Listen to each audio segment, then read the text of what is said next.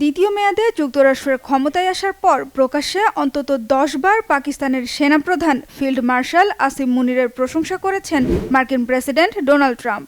গেল অক্টোবরে মিশরে অনুষ্ঠিত শের আল শারেম শান্তি সম্মেলনেও আসিম মুনিরকে নিজের প্রিয় মার্শাল বলে অভিহিত করেন প্রেসিডেন্ট ট্রাম্প। এছাড়া গেল বছরের শুরুতে বেশ কিছু অনুষ্ঠানে পাক সেনাপ্রধানকে এক মহান যোদ্ধা, অত্যন্ত গুরুত্বপূর্ণ এবং ব্যতিক্রমী ব্যক্তি আখ্যা দিয়ে ভূয়সী প্রশংসা করেন মার্কিন প্রেসিডেন্ট। হঠাৎ কেন মার্কিন প্রেসিডেন্টের প্রিয়পাত্র হয়ে উঠেছেন আসিম মুনির? কোন রহস্য রয়েছে এর পেছনে? ব্যক্তিগত ভালো লাগা নাকি আন্তর্জাতিক রাজনৈতিক স্বার্থ?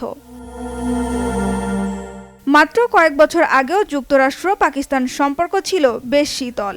তবে বর্তমানে নিরাপত্তা সহযোগিতার বাইরেও প্রসারিত হয়েছে অর্থনীতি এবং গুরুত্বপূর্ণ খনিজ নিয়ে আলোচনা। চলতি বছরের মে মাসে ভারত পাকিস্তানের সশস্ত্র সংঘাতের পরেই যুক্তরাষ্ট্রের সাথে পাকিস্তানের সম্পর্কের নতুন মোড় ঘুরেছে। পাক ভারত সংঘাতে পাকিস্তানের পক্ষেই সমর্থন দিয়েছে আমেরিকা।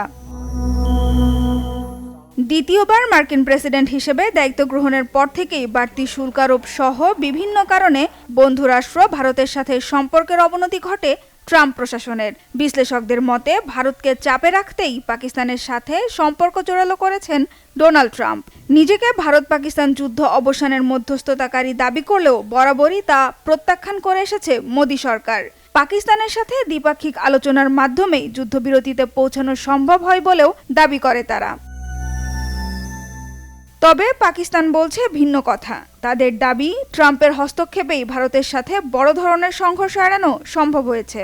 সর্বাত্মক যুদ্ধ ঠেকানোর কৃতিত্ব হিসেবে ডোনাল্ড ট্রাম্পকে নোবেল শান্তি পুরস্কারের জন্য মনোনয়নও দেয় ইসলামাবাদ। পাকিস্তান সরকারের ট্রাম্পের প্রতি আনুগত্য দুই দেশের সম্পর্ককে পুনরুজ্জীবিত করেছে বলে মনে করেন বিশ্লেষকরা।